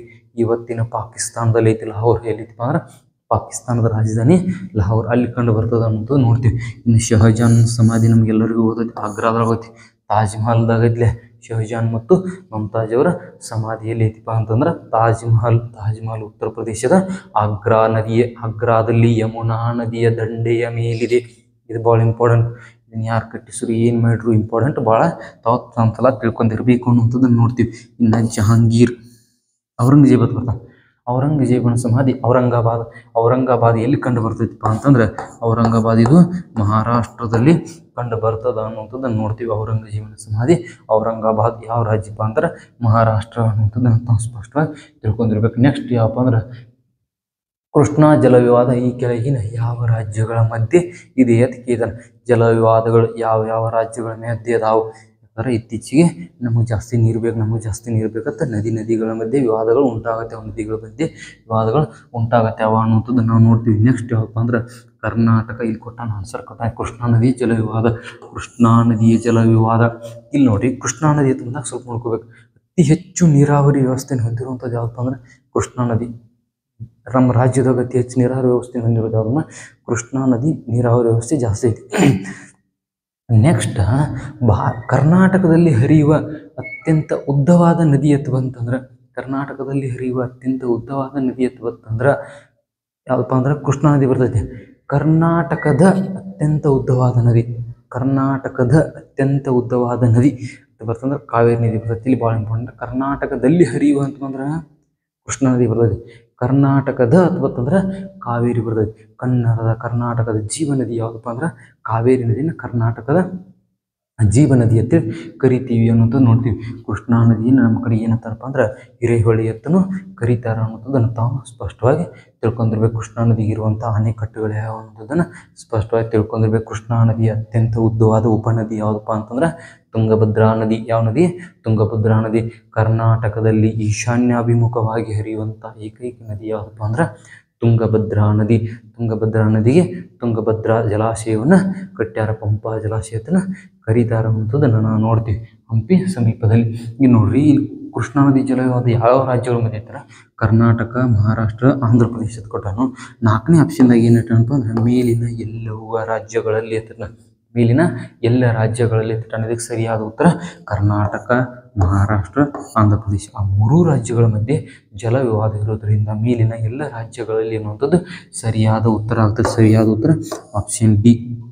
ಹಂಗಾರ ಯಾವ ನದಿ ಜಲ ವಿವಾದಗಳು ಯಾವ ರಾಜ್ಯಗಳ ಮಧ್ಯೆ ಅದಾವ ಅನ್ನೋಂಥದ್ದು ತಿಳ್ಕೋದು ಇಂಪಾರ್ಟೆಂಟ.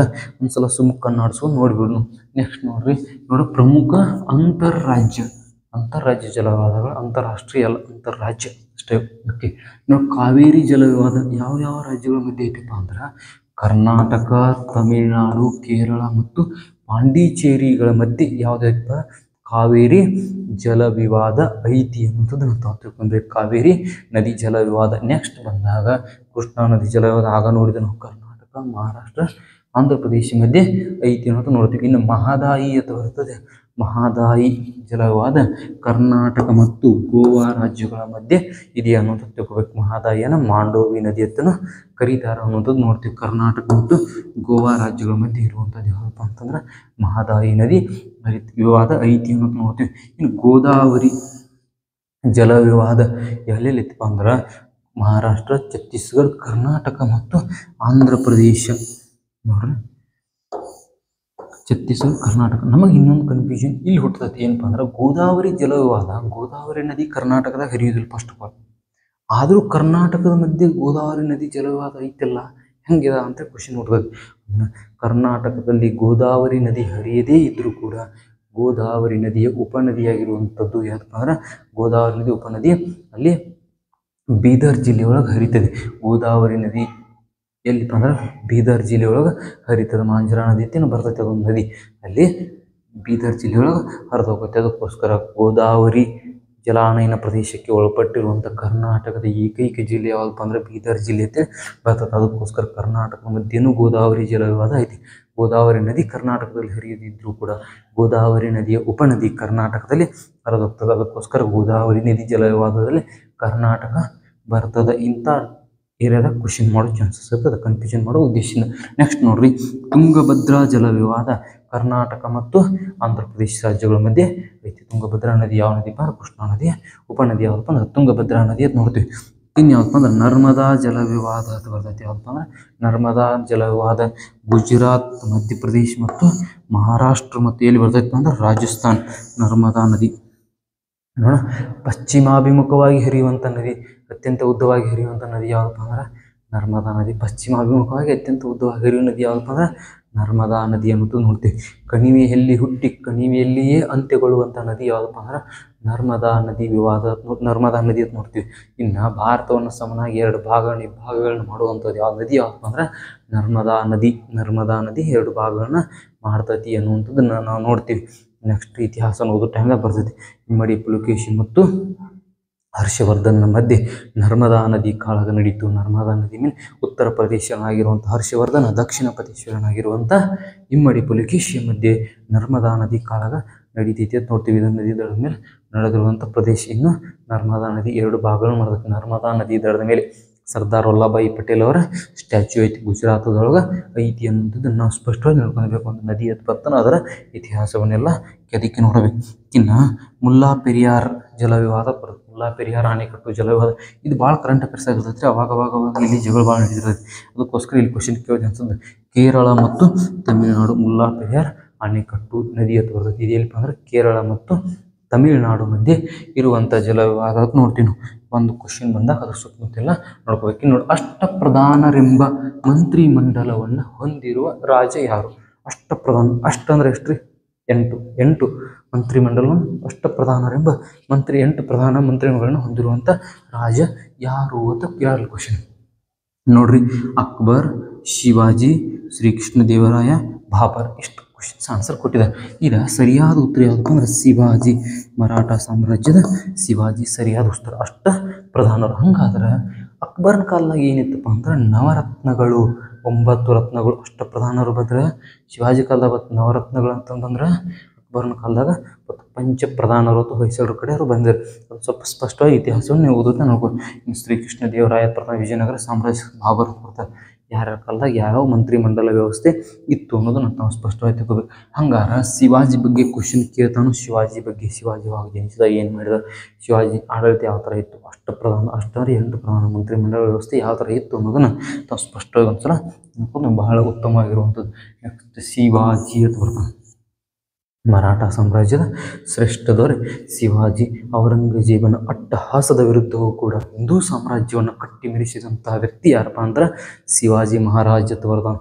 ಅದಕ್ಕೋಸ್ಕರ ಶಿವಾಜಿ ಮಹಾರಾಜನ ಔರಂಗಜೇಬ ಏನು ಕರಿತಾನಪ್ಪ ಅಂದ್ರೆ ಬೆಟ್ಟದ ಇಲಿ ಕರಿತಾನೆ. ಏನಂತ ಕರಿತಾನಪ್ಪ ಅಂದ್ರೆ ಬೆಟ್ಟದ ಇಲಿ ಅಂತ ಕರಿತಾನೆ.